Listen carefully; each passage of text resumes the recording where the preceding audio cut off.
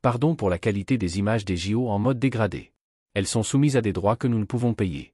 Bon visionnage malgré tout. Pour ne rien rater, pensez à vous abonner, à clocher et commenter.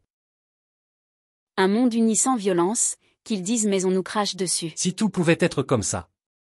C'est qui cette Pourquoi grosse c'est dame? toujours les chrétiens que l'on ridiculise ainsi et pas les autres?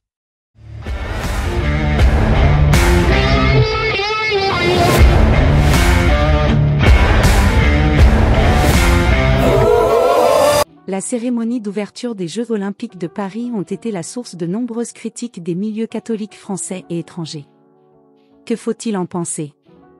En premier lieu, je ne suis pas le maître des élégances et mon goût n'est pas le maître étalon.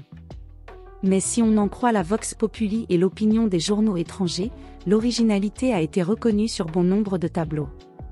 Celui d'ouverture avec l'embrasement du pont d'Austerlitz, le cavalier remontant la Seine, l'hommage au patrimoine architectural de Paris, facile dans ce décor grandiose, la voix de Céline Dion, la vasque olympique sous forme de ballon libre des frères Montgolfier, c'est sûr, nous étions devant un spectacle mémorable. On aurait pu donner au monde entier l'image du Paris fantasmé d'Amélie Poulain et du chic parisien. Mais tel ne fut pas le cas. Nous sommes passés de la provocation à la vulgarité. Casser les codes oui, tout casser non. Et surtout dans quel but et avec quelle efficacité. Quand on accueille le monde entier, il faut accueillir chaque hôte comme un roi, et je ne fais pas la allusion aux têtes tranchées de Marie-Antoinette.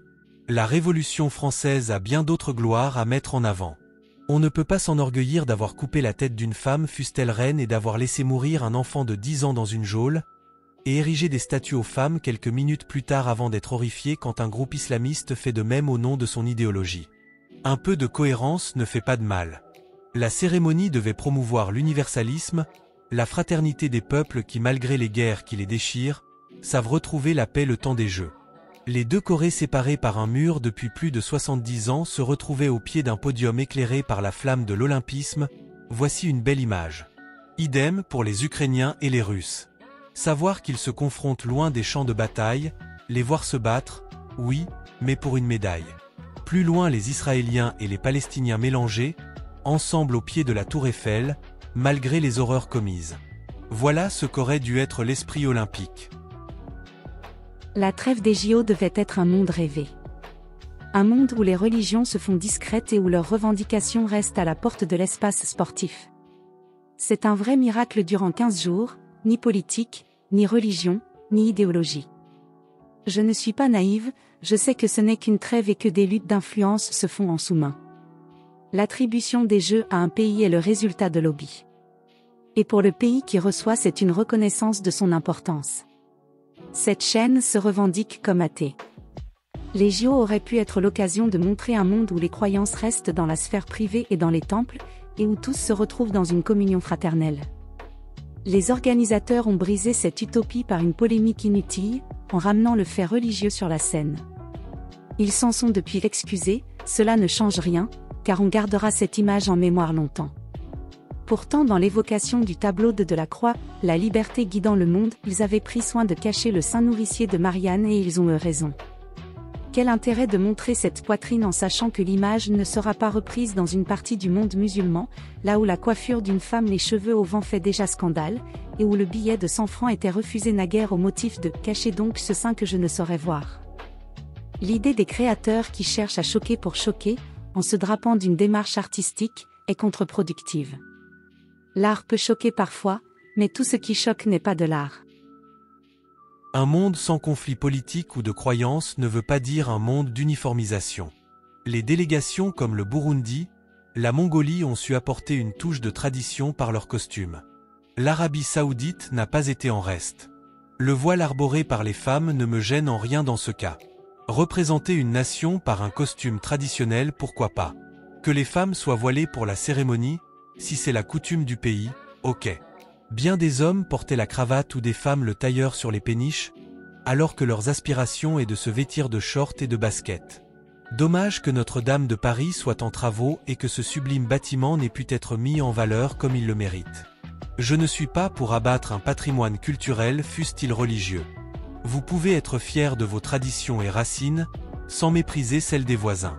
Aimer sa culture, ce n'est pas haïr celle des autres. Les allusions antichrétiennes étaient évidentes, mais ce n'était ni l'endroit ni le temps pour cela. C'est moi le blasphémateur et bouffeur de curé insatiable qui vous le dis. Je suis allé il y a peu à un enterrement, une cérémonie religieuse avait lieu.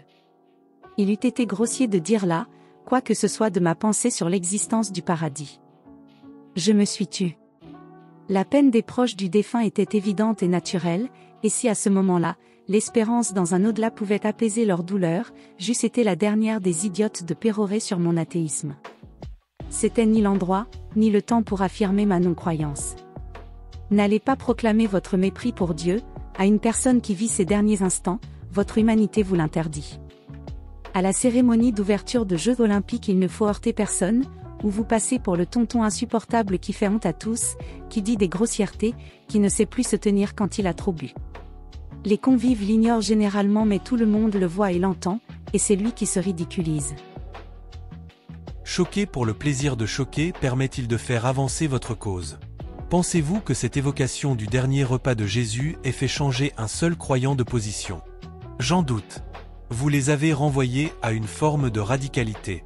De même, afficher des transsexuels ou des drag queens n'aide en rien le jeune homme qui se pose des questions sur son genre dans un pays où on lui promet, au mieux l'enfer, au pire une chute du haut d'un immeuble, parce que ses inclinaisons sont condamnées dans un livre saint.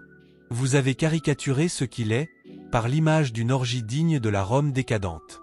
Vous ne lui avez pas rendu service, vous l'avez stigmatisé. Pour vous c'est facile, vous êtes des héros de salon, bien au chaud, dans le milieu bourgeois de la bien-pensance parisienne élitiste. Allez tenir ce genre de propos, pas à l'autre bout du monde, mais à quelques stations de métro, là où l'insulte suprême est pédée. Vous avez pensé monter très haut dans la provocation iconoclaste mais vous faites comme certains singes qui en grimpant aux arbres, pensent dominer les autres mais qui ne font que montrer leur cul. Exhiber ses fesses ça fait rire les passants un temps, puis ça lasse et on vous ignore, avant que votre message devienne inaudible. Quand la provoque devient la règle elle n'étonne plus comme le gamin grossier, ou l'enfant de 5 ans qui veut choquer avec son cacaboudin et ne fait rire que lui. Certains pensent que choquer c'est déplacer la célèbre fenêtre de Overton. Vous connaissez cette analogie qui dit que des propos sont considérés comme acceptables et d'autres non? Choquer permet de rendre tolérable ce qu'il ne l'était pas avant. Mais il y a un cadre à votre fenêtre. Il faut la déplacer et non tordre le cou de celui qui regarde à travers. Vous avez desservi les causes que vous vouliez promouvoir, la tolérance, la fraternité, la fête de la jeunesse et du sport. Défendre une cause juste avec de mauvais arguments c'est nuire à la cause aussi belle soit-elle. Vous avez eu votre dose de célébrité en devenant celui par qui le scandale arrive. Je ne pense pas que l'insignifiant artiste qu'est Philippe Catherine vendra un seul disque de plus à l'international après sa prestation, mais il demeurera le ridicule gnome bleu à tout jamais. Ce n'est pas ainsi qu'il se rapprochera de l'étoile qu'est Céline Dion. Il faut se souvenir qu'il y a peu les égouts se jetaient dans le fleuve et on y voyait passer des étrons. Bon, il faut que je me calme, il faut que mes paroles ne dépassent pas ma pensée. Étonné de me voir défendre les curés? J'attaque les croyances et les idéologies mais je cherche pas à blesser pour le plaisir. Je respecte la sensibilité des gens et les gens eux-mêmes mais pas leur livre saint. Certes, je les bouscule, les offense parfois. Mais je ne les ridiculise pas et ne les avilis jamais. Citer des textes pour en montrer les incohérences, utiliser la raison et la logique pour faire ressortir les faiblesses des raisonnements ce n'est pas cracher son venin sur eux. Votre travail est contre-productif. Vous avez gâché une occasion unique. La France, pays des droits de l'homme et de la liberté de penser, a par votre faute chuté dans l'idéal de ce qui dans le monde aspire à plus de liberté. Il est un peu plus difficile de se revendiquer de Paris capitale des Lumières.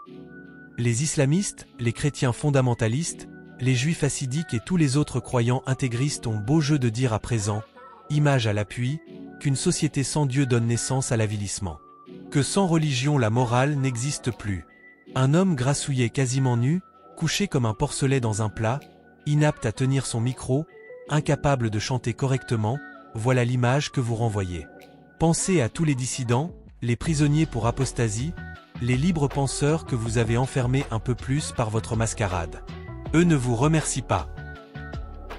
Exceptionnellement je n'ai pas blasphémé, je le ferai la semaine prochaine en revenant au texte, sauf si l'actualité l'impose. Car c'est un droit qui meurt quand on ne l'utilise pas.